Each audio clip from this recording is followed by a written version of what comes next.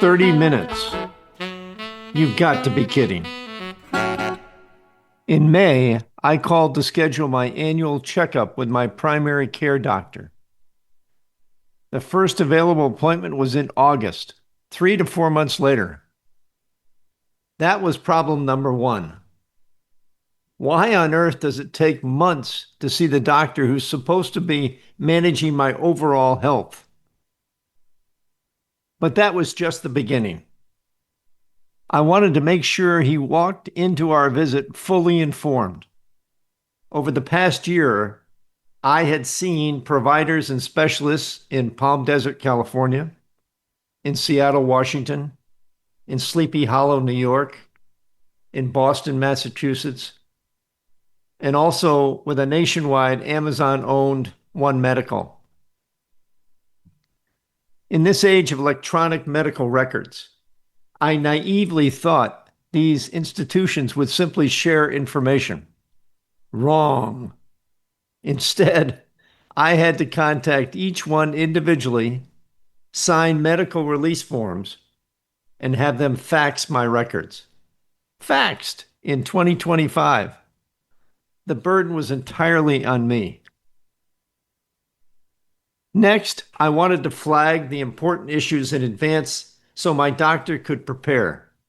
I put together a list of 21 items I hoped we could review together. Weeks before the appointment, I briefed his medical assistant about my history and priorities. I also submitted everything again through my chart, writing directly to the doctor. And finally, I notified them that outside records were on the way. In other words, I did everything possible to put the ball in their court. In addition, I attached a carefully considered set of recommendations from Dr. Peter Attia, the physician and best-selling author known for his work on longevity and preventive health. For someone my age, 81 years of age, his list included important evaluations, for example, a 14-day continuous glucose monitor, a high-sensitivity CRP test for inflammation, liver scans for fatty liver tissue, and others. I wasn't asking for blind obedience, only an informed discussion of their merits and how they might apply to me. So when I walked into that exam room, I thought we'd be ready for a meaningful conversation. Instead, here's what I got. My doctor hadn't read a single one of the outside records that I'd worked so hard to have sent. He ignored the briefings from his medical assistant. He dismissed Dr. Attia's recommendations outright, without explanation or discussion. And worst of all, he never touched my 21-item list, because my annual checkup had been scheduled for 30 minutes. 30 minutes for an annual checkup. You've got to be kidding me. Later, I discovered another insult.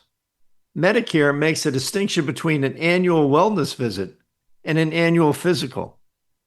The wellness visit is essentially a bureaucratic checklist, while the physical is what patients expect, a true comprehensive evaluation. No one explained that to me in advance. So what are my options at this point? Short of fixing the healthcare system itself, I see 4 possible paths for me. First, I could find another primary care doctor. Maybe somewhere, somehow, there's a doctor who listens, prepares, and cares. But with wait lists and bureaucracy, that's hardly guaranteed. Or second idea would be to get concierge medicine. For thousands of dollars a year, you can buy your way into more time and attention. But what does it say about our healthcare system when only the wealthy can afford truly personal care? A third option, I could skip primary care altogether. Many people already do this. They bounce from urgent care to specialists, never building a relationship with a doctor who sees the big picture. That feels risky, but at least you avoid the frustration. And finally, the last option is a DIY, do-it-yourself healthcare. This is where I increasingly find myself.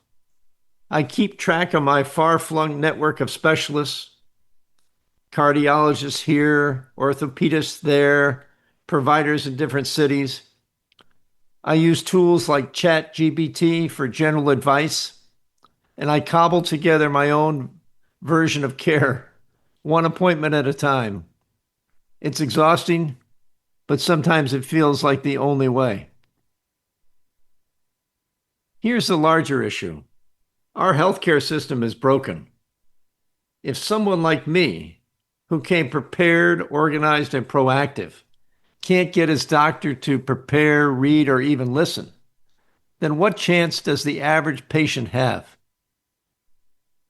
We need a system where medical records actually follow us between providers, where doctors take time to review patient information before the visit, where preventive health recommendations are discussed and not dismissed, where annual visits are long enough to do more than scratch the surface, and where medical reimbursement and the insurance system is revised to encourage primary care physicians and internists to get appropriately reimbursed for their time, just like the specialists do.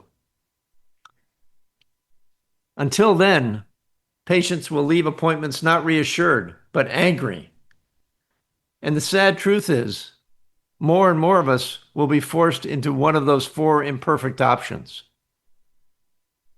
Bottom line, frustrated and angry. Be sure to subscribe to Meandering Musings wherever you get your favorite podcasts. For more about Neil Peterson and to read more Meandering Musings and travel essays, visit meanderingmusings.net. Tell your friends about Meandering Musings and leave us a review on Apple Podcasts.